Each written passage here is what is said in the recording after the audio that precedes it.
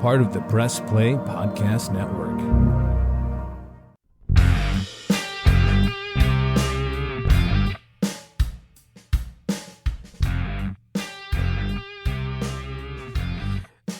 Hello, everybody. Welcome to another episode of the Ball Card Show. This is the sports podcast For the Sports Collector. I'm Jason Otero. And I'm Gary LeMaster. And as always, we are brought to you by the Press Play Podcast Network. Yes, sir. Yes, sir. Alrighty, yes, sir. all right. Let's jump in. Hard transition with the song once again.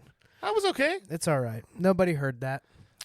We'll work on it a little bit more. We are the co-hosts and the producers of this show, all by ourselves. And I think most people would probably feel pretty justified to say that we're not that great at either one of those tasks. Well, But hey, we're still here every single week. Well, I read a statistic that like 97 or 98% of podcasts only go like 5 or 6 episodes. So we are in the top 2 to 3% of podcasts on the planet. You put a couple of narcissists in a basement, give them microphones, they're going Let to 'em talk. Yeah, absolutely. We started out on the right foot here. We both came bearing gifts for each other. We did. I'm actually, I was all excited because I was like, he always buys stuff for me. I never get something. I'm going to get Gary something. And picked him up a card, and then he comes showing up It's a very cool card. with a sick Bowman snapback hat for me. Yeah. Nice. I'm wearing the matching one myself. We'll be chunky twinsies. Speak for yourself. I am, and I'm also Sizest. speaking for you. And you got me a really cool Brian Rocchio a rookie auto. Well, let's not overdo it. It's not real cool because it's not. It's not licensed, but it'll still go straight to the PC. Yep. And I like Rocchio, so you liked him. I didn't, and so for that reason, I just snagged it for you in a sale. We got a little bit to cover here. A little bit of news. I don't know if everyone has heard or seen, but in a dumpster in Vegas, Yep. we had hundreds, if not thousands, of licensed Panini products just waiting on Aidan O'Connell's signature, Including the one-of-one shield. Yeah. Just found in a dumpster. All right, so we'll get into the theories on this, but you are walking out to your apartment complex. Yeah. Not likely where that was, but let's just say you were. You're throwing away the trash, and you see that in there. If I see some card boxes, because these were just like one row. Yeah. 500 count boxes. Yes, Yeah. but you're seeing those in there. Yeah. You pull them out of there. You see what it is. What are you doing? Taking them straight home and then listing them on eBay. How? Okay, what are you listing these as? Because I'm listing them if you didn't hear it, so Aidan O'Connell gets a bunch of cards. They were all Paninis, all the licensed stuff. Yeah, right? this is how these companies do this now. It used to be that they would fly a representative out, and the representative would watch the player sign everything. And the cards still say that that's what's happening, but it's not what's happening. Right. During COVID, they just started shipping off the cards or sheets of stickers, and then the players would ship them back, which has led to what you see on a regular basis, which is friends and family members doing a lot of the signing. You can tell the signatures don't match. Panini Topps still guarantee the authenticity. I air quoted that. You couldn't see it. The authenticity of the signatures, but it's quite like it's a very well known fact that like Luka Doncic, half of his rookie autos were signed by his mom. Mm-hmm. Like it just were. Like they don't even dispute it. Like his mom has even said, "Yeah, I did that." So if I find those, I'm gonna list them, and I'm gonna list them and describe exactly what they were. Found in dumpster. Panini Immaculate, the entire run of Aidan O'Connell autos that aren't signed, including one-of-one shield. So let's talk two things. One, I want to talk about what would Panini likely think about it, and two, like legally, right? And then two, how would you comp or price something like this? Well, it's a one-of-one shield, so from a high-end product. So realistically, that card of a nobody, of an absolute nobody, let alone a starting quarterback in the NFL, even though it's a bad starting quarterback in the NFL or rookie starting quarterback, that card signed would probably sell for $3,000 to $5,000. I would say unsigned with the story with it, it's worth every bit of that, if not a little bit more. from a legal standpoint, you and I were talking about this when this story came up. What's Panini going to do? What are they going to do? Oh, you stole those. Where? How would you like to prove that I stole those? I didn't steal squat. I pulled them out of a dumpster. I'm not talking about you being, in a deposition. I'm talking about is it technically Panini's property and because it has not yet been signed and sealed? That's the question I have. So I believe, and I could be wrong here, and if any of our listeners are actual lawyers, I know actually we have 2 or 3 that are. Maybe you'll correct me if I'm wrong here. But I do believe that there is legal precedent that once something hits a dumpster, it's not considered property any longer. Where'd you read that? I didn't. I just assumed that that's the case. That is not how that works. I assume that's... So let me get this straight. If you put something in your trash can to throw away, and I see it in the trash, literally in the dumpster, not your trash can, in just a communal dumpster, and I take it out, you're telling me that you can call the police and have me arrested for theft. What if I didn't throw it away? It's still in a trash can in a public dumpster. All right. Now, let's go a step further. Okay. Somebody steals my kid's bike. Yep. It gets thrown in a dumpster. Okay. Somebody takes it out of the dumpster. Yep. Posts it on Facebook Marketplace. Yep. Is that bike my property? Yeah. It's still mine. If you have made a police report about it, yeah. So, okay. Aidan O'Connell is saying that he doesn't know what happened to these cards. They must have gotten pitched somehow. I can tell you what happened to those cards. I'll give you the 100% reality of what happened to those cards. What happened to those cards was Aidan O'Connell was in the middle of the season and went, I'm not signing that shit. Get rid of it. And his agent or whoever else did what he told him to do and got rid of it. That's exactly what happened. Nobody stole those off. Panini is not shipping those signature not required to just some random apartment address in Las Vegas. Well, they might. That shit got shipped directly to his agent, 100%. And then his agent said, hey, those cards came in. We need to get some time to get those signed, remember, because it's part of your NFLPA contract. And then Connell went, yeah, about that. Not doing that. Yeah. That's what happened. Because if somebody's going to steal those off of his porch, why the hell are they throwing them in a dumpster? That's a great question. Like, why would I steal potentially $100,000 worth of cards and then throw them in a dumpster? Do you think that was shipped in a box with Panini tape? I think it was shipped FedEx overnight, signature required. That's what I'm saying. Yes, somebody had to sign for that. Yes, to his agent. Yeah, they weren't. Didn't ship it to his house and sit it on the porch. Yeah, we got $300,000 worth of merchandise here once you sign it. So yeah, we'll just leave it on the porch. Yeah, exactly. Like that's not what happened. Yeah. Has this ever happened before? Like where people stumbled onto a lot of these out in the wild? I'm sure that it has, but it just hasn't blown up on social media like this did. I have. Where's this story going? I have a box of cards in here. Okay. From a former NFL player. Yeah. That may fit in that category. Yeah. We'll have to take He just gave them to you. Well, I think I'm just holding them for him because he wanted me to take a look at all of them. Yeah. But it is really interesting how those are shipped. Like these players all get even their base stuff. Of course, this guy played, in the early 2000s. But yeah, it was 20 years ago. Topps Chrome and everybody else, and even some of the collegiate stuff. They just basically send you a brick full of stuff. Well, and I think we've both told this person, hey, if you just want to sign those now, there's probably a market. Yeah. For this stuff, if you wanted to.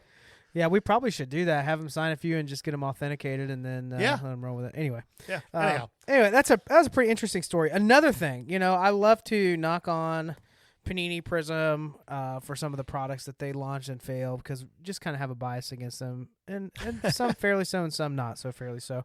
But they just announced yesterday that they're going to be doing a golf product partnering with Live Golf. Yep. And my immediate reaction was, this is a good idea. Yeah, well, for lots of reasons. One, Panini desperately needs as many licensed products as they can get their hands on because they're losing all their actual revenue generation here very soon.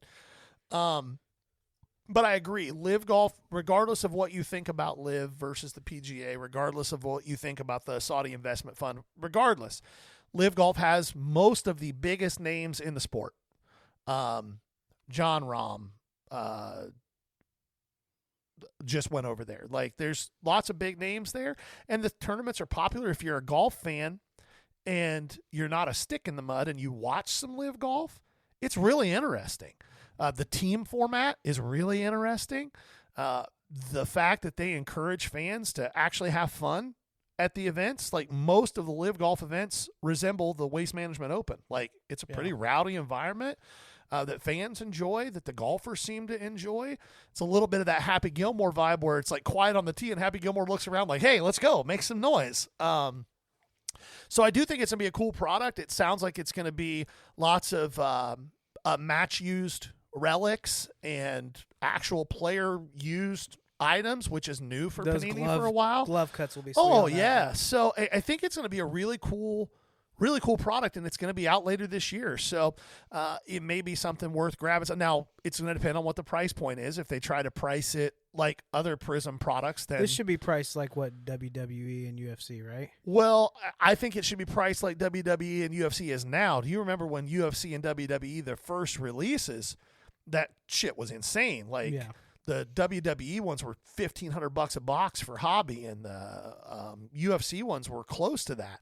I think this should be a $300 hobby box. $350 hobby box is where it should be priced. Now, will it be? Well, I doubt it, but that's where it should be. There's a little bit of like the pop culture. So golf, obviously Tiger changed the entire landscape of just the average person's view of professional golf, period, right? Stupid statement because that's so obvious. But I feel like in the last couple of years, we had the Netflix documentary, we had the drama around Live and PGA, and the people that have gone over to Live are very polarizing characters, which is a great thing for collectors. John Rahm, Bryson DeChambeau, Ian Poulter, Patrick Reed. Yeah, like there's a lot of big names, guys who have won multiple majors. Yeah. John Rahm is, I think most people would agree, currently the best golfer in the world. I love watching it. Like, I don't have to reach back behind my ears for my swing. Yeah. Yeah. And then you have other notables that are just like have always been fan favorites. You have Mickelson. You have Sergio Garcia has a massive, loyal fan base. And they're all in Spain, but yeah. And golf products have kind of sucked in general. You're looking at, like, unless you found some, like, autographed upper deck stuff, what was that, like, late 90s, early 2000s, you would have that. Leaf still has done relics. I was really close to a deal that included a Nicholas and Palmer glove relic dual thing. But the layout on the card just wasn't there. What I like is we have a mainstream product. People know what to expect. They know what the parallels are. They know what the chases are. You have big names that people already follow.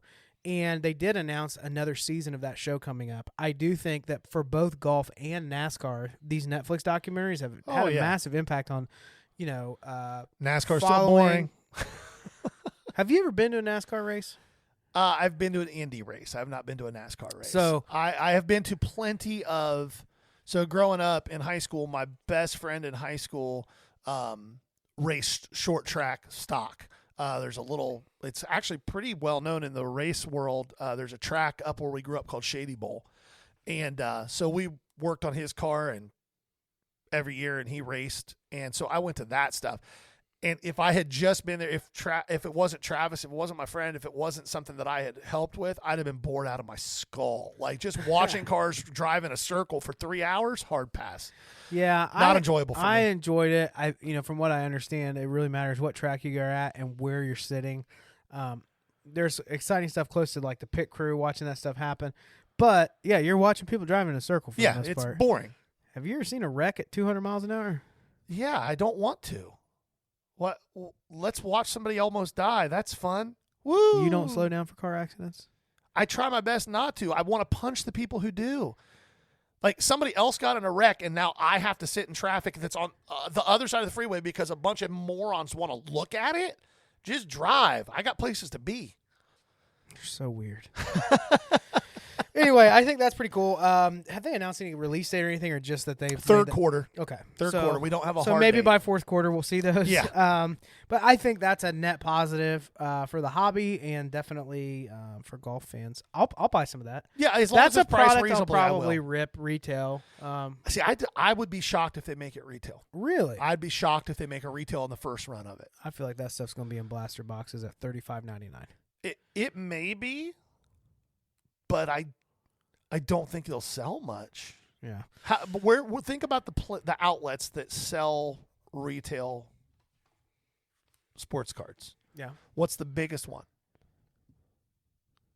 What do you mean? What product? What retailer is the biggest retailer for retail distribution of cards? I mean, I would assume that Walmart is Yeah, the biggest. Walmart by a lot. MJ Holdings. So you get Walmart and Meijer. Yeah. The same. Target's a different one, right? Yeah, Target is Excel. Yeah. But MJ Holdings is the biggest retail distributor in there who supplies Walmart. We've both seen most of the people shop in the card aisle at Walmart. How many of you think are big golf fans? Well, I think they're going to have to market it. They're going to have to market to golf fans that now there is a collector's product. I think you'll see it at Golf Galaxy. I think you'll see it at Dick's Sporting Goods. I think if they do retail, that's where you're going to see that retail distributed to. Well, mark these words down because this is another one of those small irrelevant things where I might get to prove Gary wrong. That's true. Later this year. 100%. All right, let's keep it moving. The 1-of-1 Black Shimmer Wimbenyama has been pulled. I'm proud of you. You got that name right first crack. Good for you, man. It's a lot of syllables for you. If you guys could see the look I'm getting right now. It's pretty great. Yeah, no, describe it. It's great content. Go ahead. No, I mean it's a death glare with just I'm not. with just a hint of a really annoyed smile that I made that joke. He's right about that. He's completely right. So for all of those that were wanting to chase that color match 101, it's gone. Well, one of them is the finite still hasn't been pulled. Sure. This was the first off the line shimmer. What was hilarious to me is Sports Collectors Daily, Sports Collector Digest had the story on this, and so this was pulled by a breaker in China, and the caption leading up to it on Sports Collector Digest was, "If you've ever wondered what a massive pull sounds like when it's pulled by a breaker in China, here you go." And here's the video of it. It's literally what it said. I was like, "Oh wow, wow, that was aggressive." Yeah, that's going hard in the paint. But that card's going to fetch a pretty penny. I can't imagine it sells for less than 150 to 200 grand. Yikes! I can't imagine it sells for less. The finite will sell for more. And Prizm's a weird product in that the non-auto one-of-ones outsell the auto one-of-ones, mostly because Prizm autos are stickers. There's no on-card. Why is there a commitment to that? Like, why hasn't that changed? They're just trying to push people towards auto. It's sticker auto. If it was on card, it would outsell. So, but auto. I mean, this has to be something that's obvious to Panini. Is it just, well, if they want that, that's what NT and they don't care and all that is for. If anybody, and I've said this 1,000 times, I'll say it 1,000 times more. If any of you in the hobby think that Panini gives any shits whatsoever, Your language is offensive today. That's 3 of them. 3 S-bombs in one episode. An S-bomb. I know, but if you think that Panini cares at all what your opinion on their products is, you're wrong. Yeah. They don't care. They know you're going to buy it, whether you complain about it or not, and they don't care. Well, but what I'm saying is I think their responsibility. No, we have that product. If you're looking for on-card, high-end, we have that. Yeah, it's flawless. Yeah. So just be okay. It's immaculate. That, this $10,000 card, if it wasn't an auto, would be $11,000. Yeah, it was because it's stickers. That's why. I have seen a lot of people debating this, though, on socials. Why does the autograph bring down the value? I understand that it's a sticker, but how could adding an autograph that's authentic onto that card do anything but boost the value of it? Collector perception and market. Why is SGC, who literally anyone with, even people who are PSA fanboys, will admit grades stricter and more consistently worth less than PSA? Market perception. The market has decided that they like PSA better. More people are invested in PSA, and therefore PSA will retain that market share for a long, long time. Yeah, even though they're more inconsistent, they do a worse job. They have less standards. No, I got it. But even with that example, it would be like, it's like you're not. It's the same card. It's the exact same card, printed the exact same way. That's had something added with a to it. sticker. Yeah, with a sticker. Yes, but that sticker has an autograph. How does that depreciate the value of the card? It just does. I don't know why. I don't have a good answer as to why. It just does with Prizm. And Prizm's one of the only products that's like. Mm-hmm. But it really is. Like, it just is. I have one argument that makes sense for it. Okay. Because it's like a chromium card, because it's high gloss, I think it's aesthetically less attractive with a sticker auto on it. That's 100%. That's the only semi-logical reason. Why do you think Bowman only does on-card autos? Because they're not idiots. Yeah. Yeah, 100%. Yeah. All right, are you ready to jump into some prospecting I'm here? always ready to jump into prospecting. So, if you have not been following along, we would encourage you. The last few episodes, we've been working through our top 100 picks for 2024. 2024 baseball season is coming up. It is right around the corner, and we're on. What are we on? 70. We are on 70 through 61. 70 through 61. What we've been doing is picking out just a few of these from each set of 10 that we want to highlight, and just kind of walking through what we like to see about them. So we're going to continue that again. If you haven't been able to catch up, go back the last few. All of these lists are in the second half of our episodes. Yep. So if you don't want to listen to 50 minutes, that last 20 or 30 minutes is probably just covering this. And then we'll get started. I'm excited to see some familiar names on this one, and a couple people that most excited about. You and I typically break down the 2 or 3 we want to talk about. We didn't do that, but are you starting with number 70? Yeah, I'll start with 70, Okay. and we can just kind of work our way through. Our front end of the episode wasn't super long this week. I'm not giving you 10 of these. Well, not so 10, get over but it. if we get 6 instead of 5, that'll be fine. I'll give you 5. We always do 5. I'll give you 6. So coming in at number 70, and you're going to see 2 or 3 guys from this organization in this little tranche of the. Do you like that use of the word tranche? Is that different from trench? Yes. Yes, very much so. It's a tranche from France. One is TRANCHE. What was the word you kept using a couple weeks ago that started with a D? A drage. I don't know what's happening right now. I'm very confused. You picked a word that nobody uses on purpose, so people would ask you, why did you say that? I So don't you could say remember. it's the right word to use. I don't remember. Anyway, tranche. Here we have a tranche. So Sal Stewart for the Cincinnati Reds, third base prospect. His cards are in 2022 Bowman draft, and he was one of the last picks in the first round. He was a compensatory selection, competitive balance round selection for the Reds. There was a lot of questions from him coming out of high school as to athletically whether he could stick at third base, because as a righty hitter that's power-based, teams aren't usually going to pay draft guys that are stuck as first baseman big money. Like, is he going to be a third-round pick or a first-round pick is what it boiled down to. And the Reds saw enough there to make them think he could stick at third, so they took him in the first round, and it's turned out to be a really good choice for them. 2 levels last year, /275, 396. The 396 is what really sticks out because he's a really disciplined hitter. And Jason has a couple of comments on that I think are very enlightening that he'll share in a second.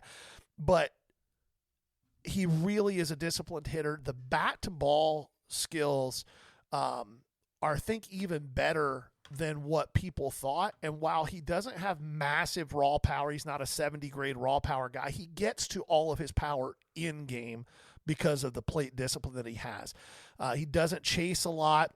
I think the swing could be tweaked a little bit. It's to get a little bit more lift. He only hit 12 home runs last year, but it wasn't because of EVs. It's just because his bat to ball is so direct that there's not a lot of lift in it. Like that right hand could get a little more palm up as he's coming through the zone. And all of a sudden that's 22 to 25 home runs instead of 12 to 15. I've got him as a 65 future power guy, which puts him squarely in that 20 to 30 jacks a year range. Now, the thing with Stewart is, if you're a Reds fan, I wouldn't get too excited, only because the system is so clogged in the infield. Yeah. I think that as soon as this year at the trade deadline, if the Reds are in contention, Stewart could headline a package to bring an arm in for the Reds. I think that he is so blocked in the system moving upwards with Noelvi Marte and Ellie being, we're not sure whether he's going to stick at short or be at third, that he could be a trade chip. But there's really a lot to like about Sal Stewart going forward. Yeah, just a couple of notes there. I agree with everything you were saying about the plate discipline with his swing. He definitely has a lot of power. I think you can see that he is actively working specifically on the plate discipline. Yeah. If you watch a few at-bats, it's almost like he's disappointed if he gets ahead in the count. He wants to swing. He wants to swing. And so you can see his eyes, his bodies. I'm splitting hairs here because he's going to be a very good player. But I do see him sometimes have a tendency to get his body out in front, even on pitches he waits on. When you see people who have really perfected plate discipline, they barely flinch. Yeah. Sal Stewart, you can just see in his eyes, he's like, man, if they'd have given me that 4 inches more inside the zone, I want. So he wants to hit the ball. But he ran, watching a lot of the highlight films, he ran a lot of at-bats deep into the count. And we talk about this. That's a really valuable tool because with pitchers on pitch counts anymore, if you can get a pitcher to waste 10 to 12 bullets on your AB, well, that's a half an inning that he's not going to pitch later in the game. Yeah. I would agree with that.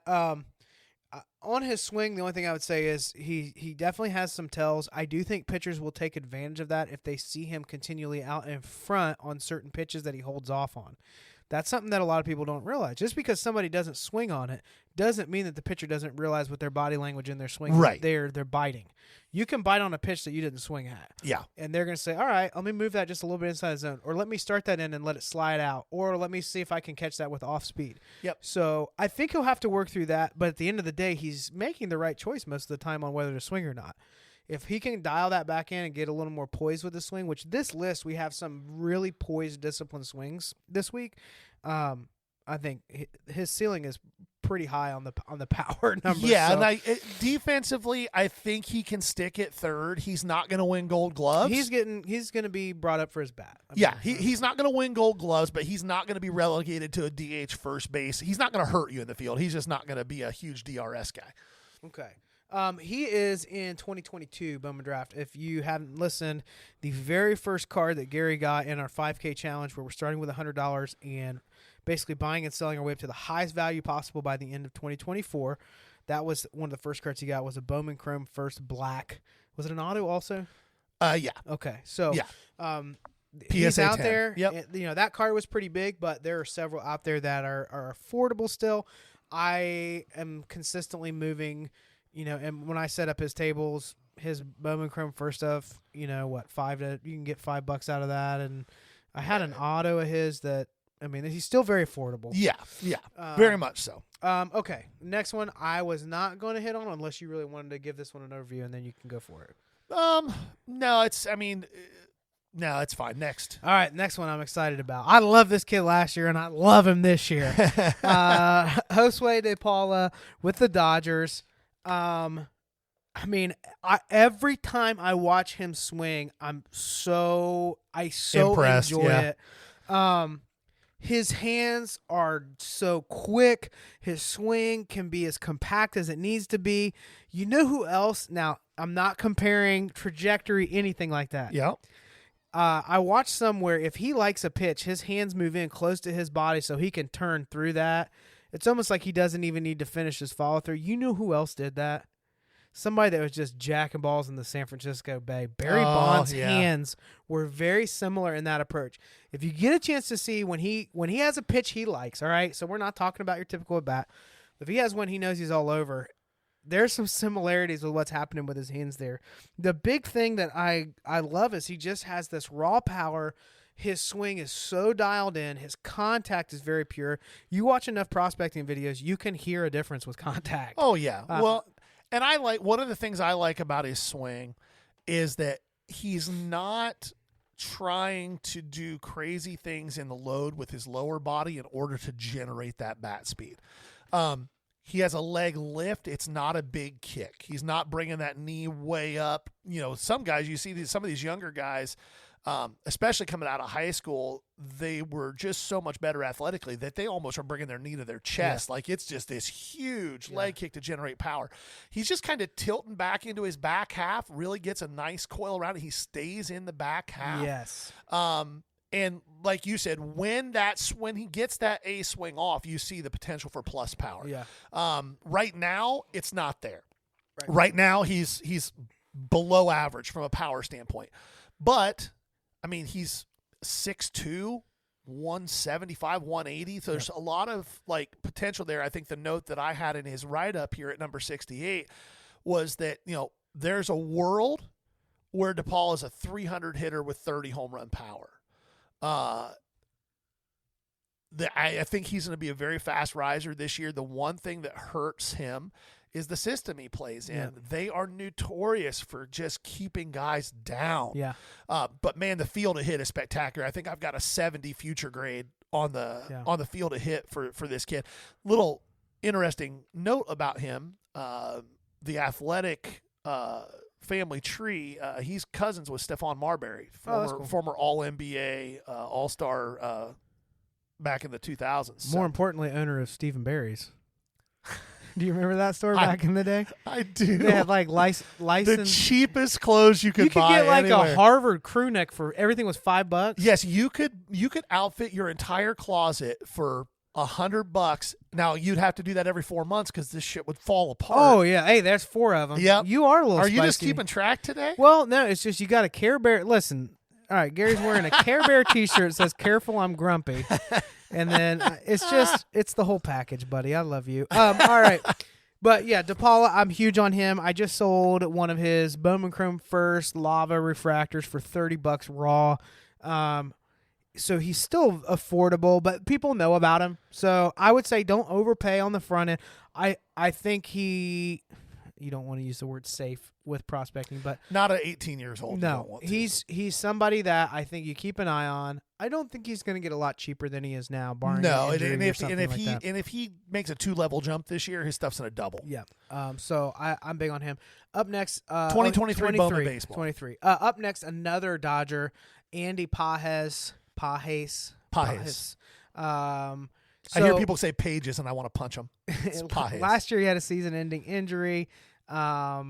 So he's recovering from labrum surgery. But I tell you what, when I watched I love through this kid. his swing, so one thing that really stood out to me is how poised he is in his swing, how calm he is in a bat. Go watch Sal Stewart for a couple minutes, taking BP, and then watch Andy swing, because you see Sal is developing and working, and you can tell he's working on it. Yeah. Andy is just getting reps, is what it looks like. Yep. 18-year-old versus 23-year-old. Yeah. 19-year-old versus 23-year-old. So I really loved his swing. I loved how it wasn't fancy, but there's plenty of power there when there needed to be. I'm big on this guy. I am too. I have been for 2 years. Before he was on a lot of people's radar that aren't deep prospecting people. Like you said, the thing about Pages that I really like from a prospect standpoint is that he isn't swinging for the fences to generate power.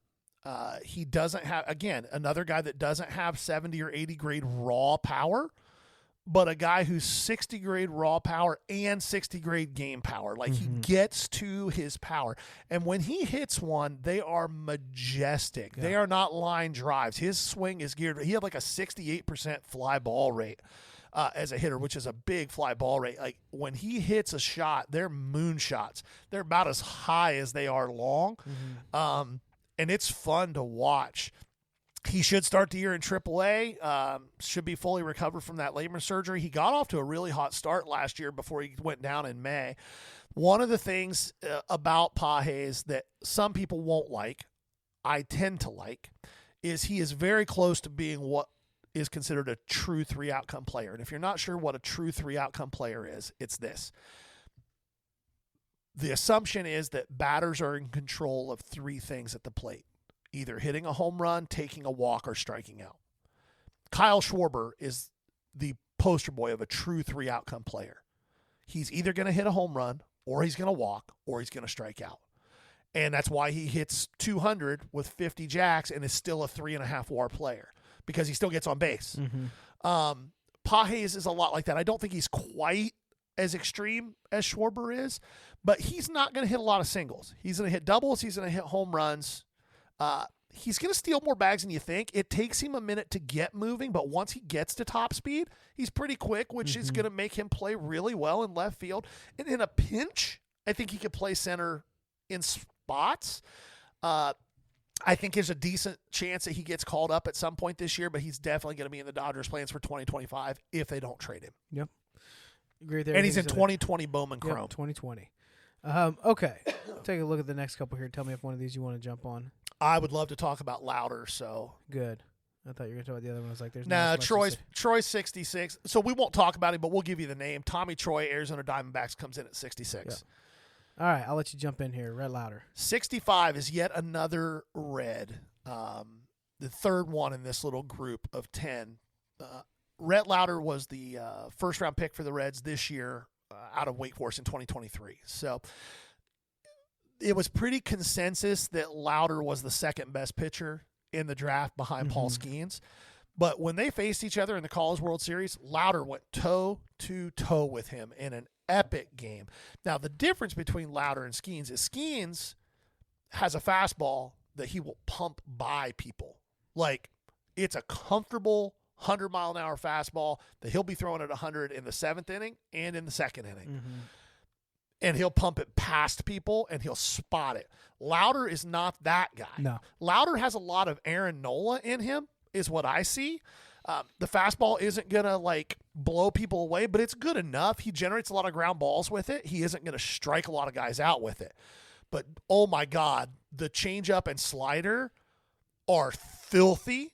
And the best part about him is from a command standpoint, I've got him a 60 current, 65 future. I could see a world where he's a 70 future. A little bit of Greg Maddux, like, he can just paint it, man. He can paint it and make people look silly with it. And that changeup is real filthy. Yeah, I had I went and watched a lot of that College World Series. Watched several of the at-bats. The 2 words that I wrote down was just a commanding presence. No, he's not throwing it 100 miles an hour. No, he sits 92. He throws 93. it with a level of confidence that he knows if he hits that spot, they're in trouble. Well, yeah. And there's something to be said for pitchers that just know they can put it where they want to put it. And that counts for a lot. Like, you can throw 100, but if you can't throw it for a strike, does it matter? He has confidence like somebody that's been in development leagues for a couple of years already. Yeah, and if you watch, it's really interesting. So his pitch grips, this is probably a little more weedy than a lot of people want to hear. So I won't go too deep into it. Yes, you will. But if you look at the way he grips his changeup, and the way he grips his slider, it is so interesting. Like, they're almost split finger setups for both of those pitches. And the changeup is real wonky. Like, it's deep in the palm, all 3 middle fingers, super spread. But the arm speed is consistent. That's one of the nice things about a pitcher with a nasty changeup that doesn't throw crazy heat. It's a lot easier to maintain your arm speed throwing that changeup and make it look just like the fastball arm speed, which for a hitter, that's what they're looking at first. So immediately, and then it looks the same until that last 15, 20 feet and then just dies. And that is Rhett Louder in a heartbeat. I don't think that Louder spends very much time in the minors at all. I think he's up by June and a part of the Reds rotation. They're not going to waste bullets from that kid. They don't need to. I'm excited to watch him. I think it'll be good. Yeah, I agree. The next one, I just had one thing to say about. I don't know if you want to unpack Number a whole lot. 64, Yeah. Drew Thorpe. Drew Thorpe. What I have here is if you're hitting and you're 0-2, I hope You're you have. toast. I hope you have a 9-iron to catch that changeup out Yeah. of the dirt. Yeah. It falls off. Like it's bouncing in front of the plate, and guys are like, "Did I catch it?" Well, you notice that I don't use a lot of all caps in my write-ups, and the word devastating is in all caps there when you're talking about his changeup. Again, another guy whose fastball does not play up that much. I mean, he sits 92, 93, but holy God, the changeup and the cutter's nasty too. Yeah. Like He's got a lot of tools. the cutter he just doesn't have a lot of faith in. Mhm. Like that's the issue. He's in 2022 Bowman draft. All right, Gary. Here's what I'm going to do, just because I love you. Okay. I'm going to let us do a briefer overview, but we're going to hit the rest of these. I like it. Okay. I like it. Let's go. So up next we have Carson Wisenhunt. Wisenhunt? Wisenhunt. I was right Giants. first time. Giants pitcher. So just real brief, what I had, what I was watching is he has really good off-speed stuff, but he gets people to chase. You will find people chasing his pitches. They really he finds a way to present the pitching in a way where it's okay, I'm going to get a piece of this, and guys are just a lot of swinging Ks, and they're not very close. That's been impressive for me. Yeah, and so he was, and I'm missing words there. He was not the last pick in the 2022 draft. He was the last pick in the second round of the 2022 draft out of East Carolina. He never pitched there. He was suspended for PEDs for that entire season. But 6'3", 210. Right now, the fastball I've got graded at 55. It sits 92 to 94 right now, but it's got good movement. There's a lot of thought that he can add a couple ticks. If he can add a couple ticks to that and get into that 94 to 96 range, all of a sudden he's a top 30, top 40 prospect. Yeah. No license cards yet. Yep. On him, but he's just one to keep an eye out for. Had a 1.07 whip across 3 levels last year. That's nasty. Getting across 3 levels last year is impressive. Yeah. All right. Up next. This is a guy I actually wanted to talk about. This is really fun. I'll let you jump in. I don't have a lot to add to this other than this. I think this is going to be a fun player to watch for a while. A lot of deep shots are going to happen with this guy. Xavier Isaac comes in at number 62 on our list. First round pick by Tampa in 2022, and it was a shocking pick. He wasn't on that many people's radars, and the people whose radars he was on could not believe they were putting that kind of draft capital into a guy who is definitely no more than a first baseman. He's a true first base DH prospect. And those guys, the bat has to carry. The thing about Isaac is the bat is going to carry. My goodness, does it carry? He's 6'4", 240, and it's not a sloppy 240. He's not a fat dude. He is just a built. You don't see too many guys that are 6'4" that have that fire hydrant type build. He does. He's like a 6'4" Jose Altuve. Like that's how he's built. Yeah. His 90th percentile exit velo as an 18 and 19-year-old was 108. He was touching 113, 114 on his really well hit balls with wood. That's 40 home run power. That is plus. He's a teenager, power. people. Yeah. So many of these swings that we talk about, the big thing we're saying is they'll grow into X. He's already there. Well, he's there, but he's going to get stronger. Yeah. He's only 18. He's truly a first base prospect. Now, what's great about this, that what was really exciting, a lot of times these guys that are big, strong guys with these big swings, they chase a lot and they strike out a lot.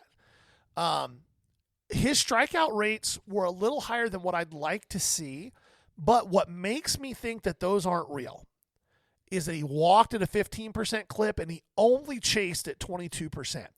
Now, one of the things that's really important to keep in mind when you're judging K rate with guys in the lower levels is you want to look at the whole picture. So you want to look at the walk rate and you really want to look at the chase rate. And here's why. Umpires at low A and high A are trash. They're trash. They're about as good as the average high school umpire. That's just the reality. And you can talk to people I know who are umpires at the higher level, and they'll tell you the same thing. So a guy who's a patient hitter is going to take more strikeouts at those levels because he's going to spit on pitches that get called strikes that shouldn't have been called strikes. So when you see a guy like Xavier Isaac walk in at a 15% clip and only chasing at a 22% clip, but that has a 27% strikeout rate, realistically, that's probably more like a 20% strikeout rate. And that all of a sudden, a 20% strikeout rate, a 15% walk rate, and you're only chasing 22%, that's a monster prospect. He slashed 285, 395, 521 as a 19-year-old across 2 levels. I think he probably reaches AAA by the end of the year. The bat is just that good. The comparison I gave to you, and not because he's a big guy, but because of the swing. Yes, it's a big swing, but it's not a violent swing. No. It's smooth. It's effortless. The other guy that had this was Prince Fielder that I was thinking of. Yeah. Just if it's up in the zone and he gets the barrel on it, it's gone. Yeah. There's really not much else to say about it. Yeah. I think he really does have that type of power. I think he's somebody to watch. I think he's somebody I'll probably be buying. So 2023 Bowman, Xavier Isaac. Now, he can't be that cheap, but he's only 19. He's not crazy cheap, but it's still a worthwhile buy right now. It's not like his stuff is peaked. Okay. This next one and last one, and you can't believe I'm letting you do all these. I'm so excited.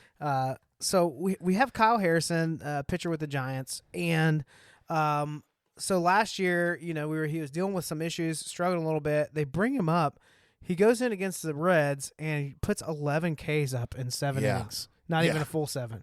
What I want to point out before Gary jumps in on this one is his release. Now, I think there'll be some people will adapt to it. They'll figure some things out because he's a new arm, but that ball stays hidden for such a long period of time. Invisible.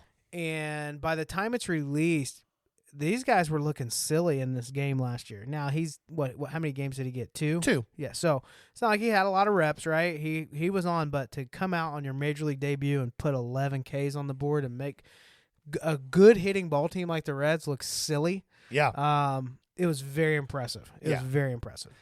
So Harrison's just now 21. He was a high school arm drafted in the 2020 draft in the 3rd round. He had already committed to UCLA, but the Giants gave him $2.5 million, way over slot, to get him to skip that. And the fastball is nasty. He climbed really fast, and then last year he got to AAA, and something happened. I'm not sure what, but the command just disappeared. He went from being a 3 walk a game guy to a 7.5 walk a game guy.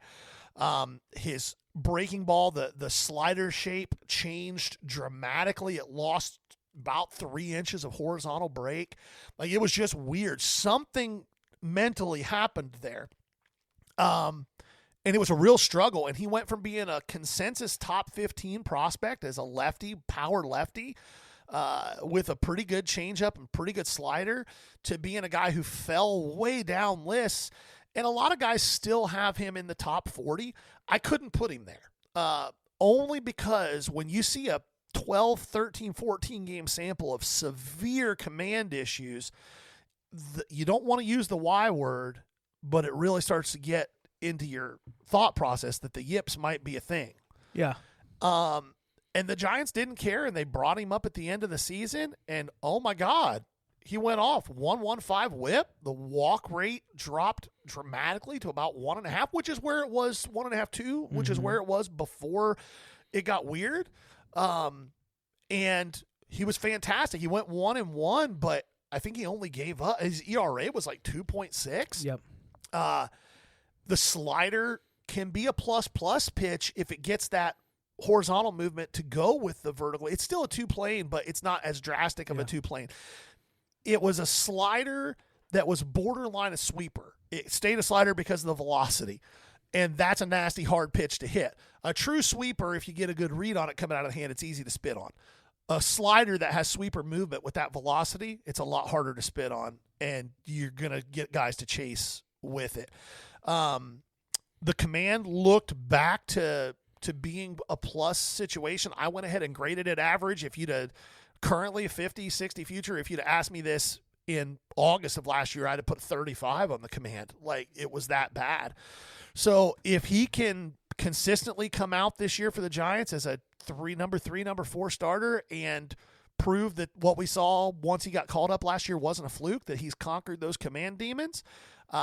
He can be a frontline starter in the league. He can be a 1 or 2 if that command stays solid. So a very exciting prospect that has a plus fastball and potential plus secondaries is, as a lefty, a pretty devastating pitcher. Yeah, 23 Bowman.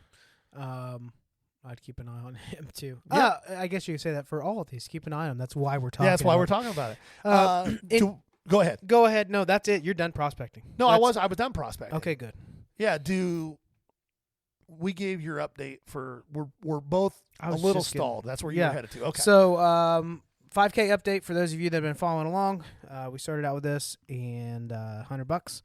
And here we are. We knew that once we get up a little bit in value, you have to take a little more time to move stuff. I'm still sitting on my 2013 Topps Chrome Purple Refractor Nolan Arenado PSA 10.